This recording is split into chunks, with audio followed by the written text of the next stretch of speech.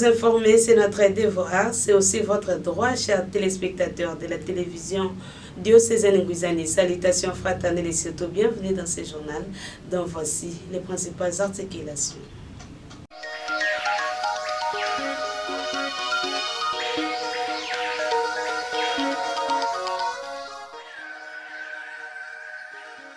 Les élèves de la maternelle et primaire du complexe scolaire Ora et Laboura ont visité ce vendredi 14 juin 2024 le Baobab Stanley. Après la validation du gouvernement souminois par l'Assemblée nationale le mardi 11 juin dernier, ça a été suivi de la suspension de mandat parlementaire par le membre du gouvernement de Judith Souminois. Encore une fois, mesdames et messieurs, bienvenue dans ce journal et surtout merci de rester avec nous. Nous débutons notre journal par les nouvelles qui se déroulent au sein de l'église locale. Désormais, l'abbé Bonaventure Mbumba Ngouvoulou se repose éternellement dans sa dernière demeure. L'inhumation de la dépouille mortelle est intervenue le jeudi 13 juin 2024 au cimetière ecclésiastique de Kangou, bien après la messe de requiem en sa mémoire qui avait été célébrée à la paroisse Sainte-Marie de Kangou par l'évêque Monseigneur José-Claude Mbimbimbamba. Reportage d'Arnold Soko rendu par Gelengesa. Décédé à Kinshasa à la clinique Marie-Yvette le 5 juin dernier de suite d'une courte maladie, après que le corps de l'abbé Bonaventure Mbumba Ngouvoulou, prêtre du diocèse de Boma, soit gardé et sorti de la morgue de l'hôpital général de référence de Boma, le jeudi 13 juin dernier, la dépouille mortelle s'est dirigée à Kangou, où, avant l'inhumation de l'illustre disparu, l'évêque José-Claude Mbimbimbamba a présidé encore une fois la messe de requiem en mémoire de ce prêtre diocésain qui a rendu l'âme à l'âge de 66 ans. Le prêtre, frères religieux et sœurs religieuses, ainsi qu'une multitude de fidèles catholiques ont rehaussé de leur présence cette célébration eucharistique en mémoire de ces serviteurs du Seigneur qui fut pour beaucoup d'entre eux cette assemblée priante comme frères, cousins, oncles, amis et pasteurs.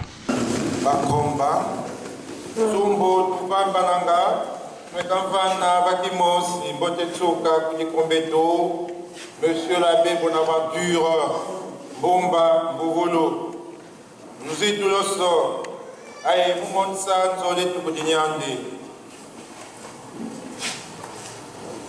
Le capouillon de la vie, moine, vous dites, de la voix monana, comme toi là. Bonjour la Christo, et à Bédissa Yosokambimbi, et la Bédissa Tupankano. Oui, nous avons Mamoso Tuzingidi Aïe, Monsieur l'abbé Bonaventure, Nandi Kabedi Vadibeto, Dikanda, Aïmondibundu, Aïnandi Kadi Vameso Manzambi.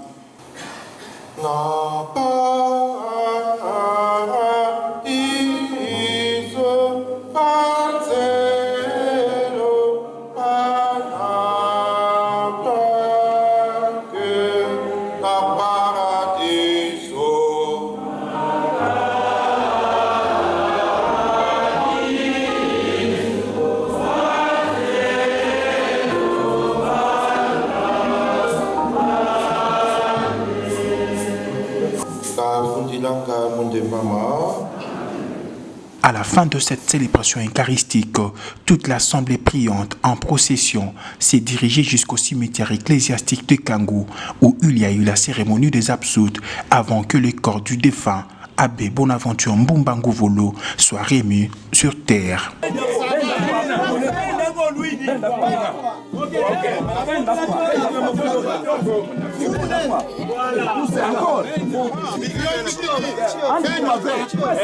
Poussière à la poussière, cendre aux cendres, que l'âme de l'illustre disparu retrouve une paix éternelle. L'abbé Gilbert Tembo Nzambe, recteur de Maïdi, a au cours de cette messe de requiem fait un témoignage du vécu de l'illustre disparu en la personne de l'abbé Bonaventure Mbumba Ngouvoulou. Nous vous proposons de suivre les propos recueillis par Gelengisa. Au nom de la délégation qui m'accompagne et de tous les autres abbés de Maïdi, ainsi que nos séminaristes, dont certains sont ici parmi nous, et au nom de tous les professeurs ecclésiastiques, laïcs, et aussi des ouvriers, dont le chauffeur qui est avec nous, je voudrais rappeler que Noko Bona restera pour Maïdi un homme de Dieu. En 2 ans de vie où je passais avec lui à Maïdi, j'ai trouvé en Yabona un homme de Dieu. Quand on parle de l'homme de Dieu, on voit avant tout l'homme qui se tourne en toutes choses vers Dieu. C'était un homme qui avait mis sa confiance dans le Seigneur. Et en même temps, comme prêtre, c'est quelqu'un qui savait tourner les regards des autres vers Dieu. Je le dis puisque Yabona était mon voisin à la chapelle. Ceux qui connaissent Maïdi, quand vous entrez dans la chapelle, le dernier ou le premier banc à gauche, j'étais avec lui tout le temps. Malgré la fatigue physique, il s'efforçait de venir à nos prières. Et l'assiduité à la prière eucharistique l'amenait aussi à aimer la prière mariale. Ave Maria, il le récitait, le chapelet, tous les jours. Dans son bréviaire, je trouvais plein de formules de prière de Marie, notamment la prière à Notre-Dame de Montlégion, prière adressée par l'intercession de la Vierge Marie pour le repos des âmes du purgatoire.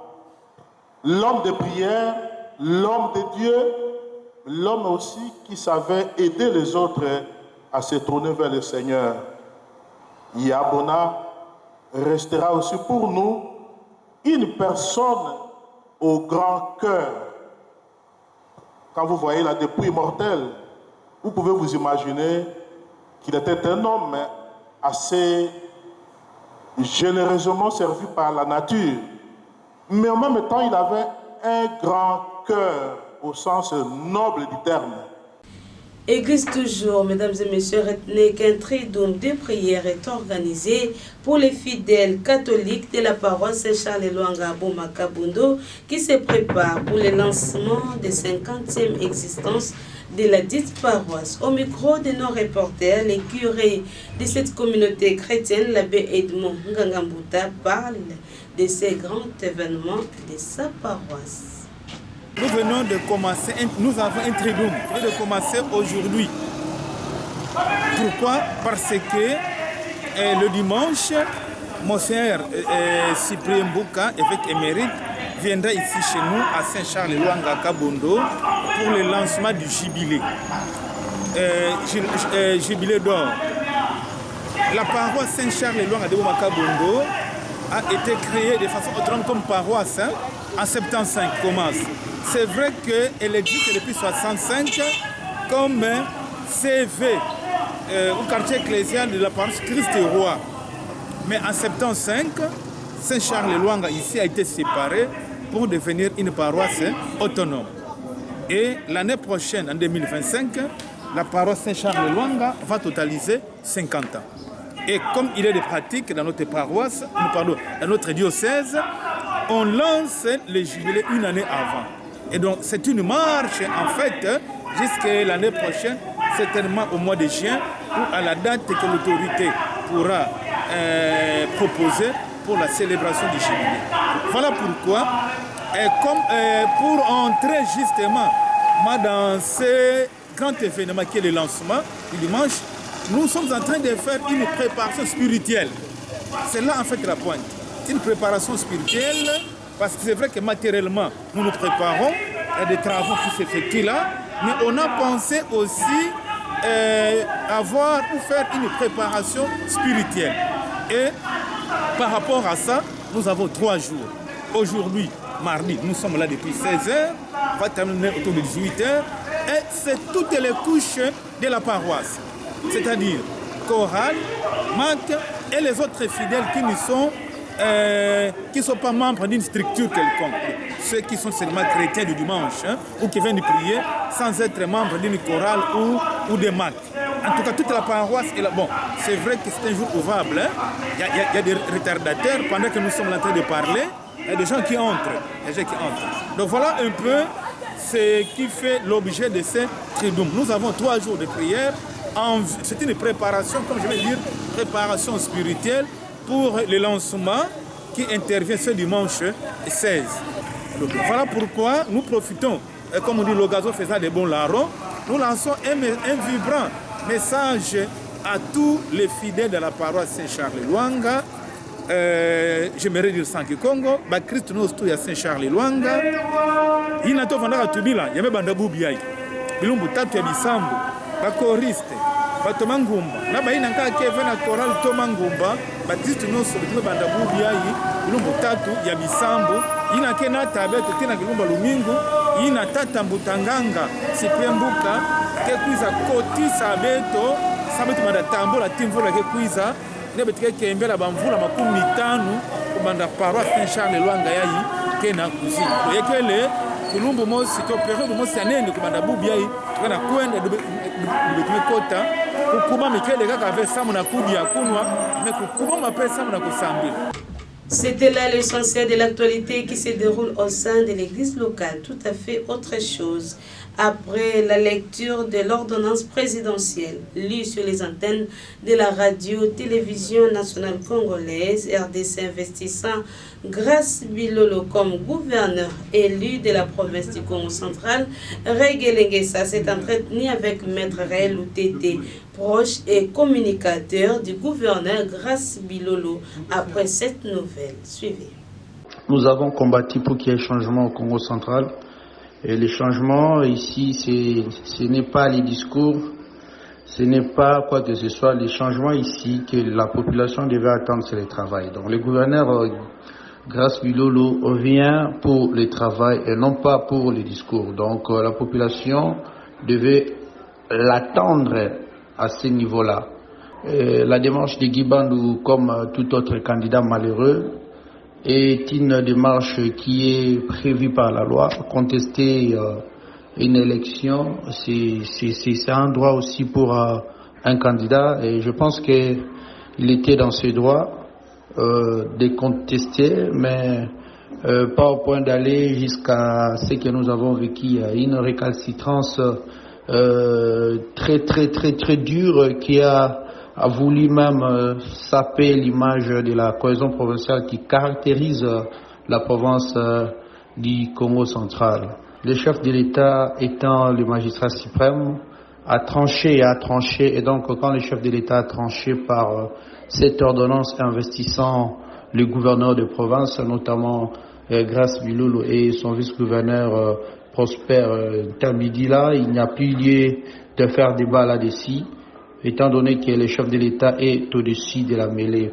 Alors nous avons tous suivi la lecture des ordonnances présidentielles cantassées. Nous avons tous écouté que pour que le président de la République signe cette ordonnance, il s'est basé sur l'arrêt de la Cour constitutionnelle R-Const 2259 qui avait en fait annulé l'acte du Conseil d'État qui a aussi à son tour annulé l'élection de façon injuste. Nous avons vu comment le Conseil d'État a voulu retrancher injustement les 5 voix aux côtés de Bilolo sans motif valable. Et je pense que les arrêts de la Cour constitutionnelle ici sont susceptibles d'aucun recours et ils sont imposables, ils sont obligatoires.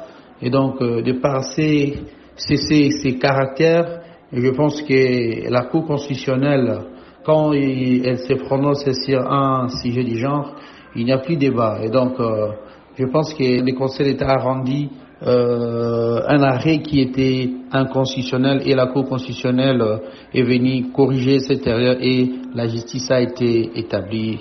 Et voilà, aujourd'hui, nous avons Grace Bilolo qui va devoir travailler avec son vice-gouverneur Prosper Tambidila pour l'intérêt de la population. Merci. Les élèves de la maternelle et primaire du complexe scolaire Ora et Labora ont visité les baobabs de Stanley ce vendredi 14 juin 2024. Puis de précisions avec Blessing Douzi.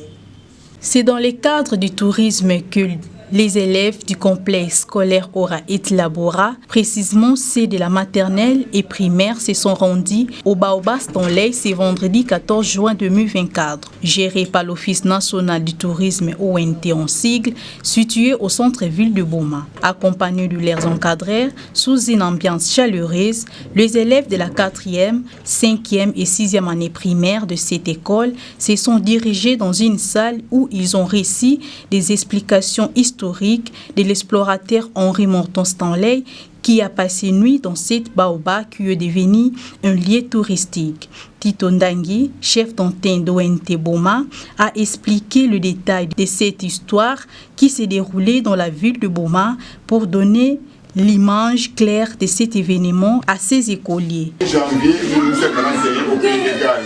Le pays de Galles, c'est un pays qui se trouve de la Grande-Bretagne. C'est-à-dire, si vous venez des pays de Galles, l'Angleterre et l'Irlande du Nord, c'est ce qu'on appelle la Grande-Bretagne.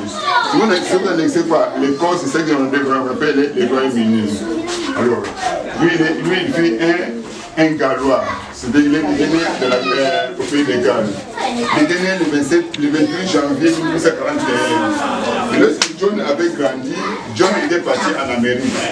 Là-bas, il est parti changer sa nationalité pour devenir américain. En devenant américain, il a changé de nom, il a pris le nom de Henri Morton Stanley. Par après Stanley, il est rentré en Angleterre. Il est allé mourir à Londres, c'était le 10 mai 1904. Mais quand ils sont venus, les canons qui ont été embarqués, c'est les gars de la ville qu'ils ont affrétés. Ce que vous voyez ici en couleur blanche, ça c'était une partie de l'Afrique centrale avec une partie de l'Afrique de l'Est. Ici, en plein milieu de l'océan Indien, là-bas c'est l'océan Atlantique. Mais eux, quand ils sont venus par l'océan Indien. C'est-à-dire, à partir de l'Europe, ils ont fait des grands bateaux. C'est la même Méditerranée. Ils sont allés par le canal de Suez. À la fin de cette visite, le responsable de cet établissement scolaire revient sur l'importance de faire visiter ses élèves les différents sites touristiques de la ville pour éveiller leurs connaissances. Chaque année, nous avons pris l'initiative de faire venir les enfants, c'est pour leur montrer les sites touristiques en vue de promouvoir encore les qualités et palper du doigt par rapport à tout ce qu'on a donné comme théorie et en mettant en pratique. Nous faisons une tournée pour ça. L'explication était claire, les enfants ont compris de quoi il s'agit du Baba Stanley, ainsi que le Stanley qui était le pionnier de ce ballon, Baba Stanley. Sur 250, nous n'avons eu que 150 enfants qui sont présentés pour la visite. Et nous lançons ONS pour les parents qui n'ont pas envoyé les enfants, que la visite est très bien. C'est pour que les enfants aient encore une idée plus par rapport à ce qu'ils ont eu à l'école. Un mot sur la politique, mesdames et messieurs, avant de nous séparer. Après la validation du gouvernement souminois par l'Assemblée nationale le mardi 11 juin dernier, ça n'était suivi de la suspension de mandat parlementaire pour les membres du gouvernement Judith Souminois le jeudi 13 juin 2024. C'est laquelle pour les plus amples détails. Il y a environ 6 mois après la prise de pouvoir de Félix Tshisekedi pour un second mandat, l'Assemblée nationale a validé mardi 11 juin 2024 le gouvernement souminois qui doit désormais aborder diverses préoccupations publiques reflétées dans le programme des campagnes présidentielles. Ce nouveau cabinet gouvernemental intègre de nombreux députés et sénateurs ainsi que d'autres personnalités issues des divers secteurs de la société congolaise. Conformément à l'article 110 de la Constitution, après leur entrée en pouvoir au gouvernement, les mandats de parlementaires, députés nationaux ou sénateurs sont automatiquement suspendus. Les bureaux de leurs chambres respectives procéderont alors à la validation de mandats de leurs suppléants jusqu'à la fin de cette période d'incompatibilité. Les personnalités qui sont affectées par cette mesure constitutionnelle sont vice-premier ministre Jacquemaine Chabani Louko, vice-premier ministre intérieur, sécurité et affaires coutumières, sénateur Nord Kivu. Guy Kabondo Mwadiamvita, vice-premier ministre défense nationale et ancien combattant, député national sénateur Kasaï Oriental. Daniel Mukoko Samba, vice-premier ministre économie, député national Mbanzangungu, Congo central. Jean-Pierre Liaou Ebois, vice-premier ministre fonction publique, modernisation et innovation, député national et sénateur Mongala. Ministre d'État. F. Bazaïba, environnement, développement durable, député national Basoko Chopo.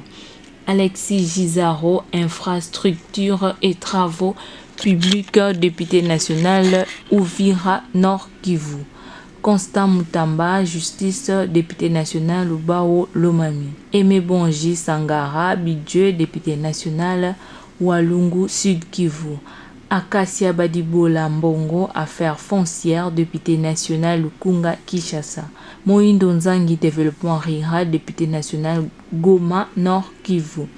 Guy Luandomboyo, aménagement du territoire, député national et sénateur Tchouapa.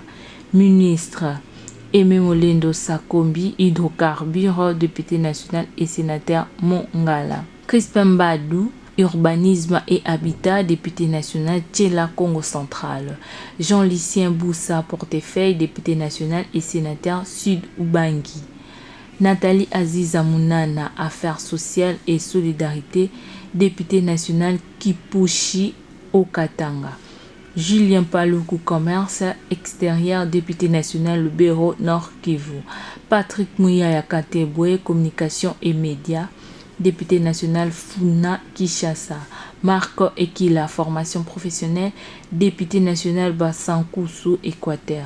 Didier Bidimbu, sport et loisirs, député national et sénateur Congo central. Vice-ministre Gracia Yamba Kazadi, affaires étrangères, député national Kanyama Olomani. Samuel Mbemba, justice, député national Lukunga Kishasa. Élisée Mokwamwana Mamposo Bidje, député national et sénateur Mongala. Onej Nsele Mimpa, finance, député national Inongo Maindombe. Sami Adoubango, défense, député national et sénateur Ituri. Jean-Pierre Kezamundrou, initiation à la nouvelle citoyenneté, député national Nyangara Owele. Wivin Moleka, hydrocarbures, député national Lukunga. Ces changements interviennent alors que le gouvernement siminois, composé de 54 membres, prend les rênes soutenu par une majorité à l'Assemblée nationale. Parmi eux, 30 sont nouveaux, 15 sont des ministres reconduits et 9 ont changé de portefeuille. Fin de ce journal, mesdames et messieurs, place à présent rappel des titres.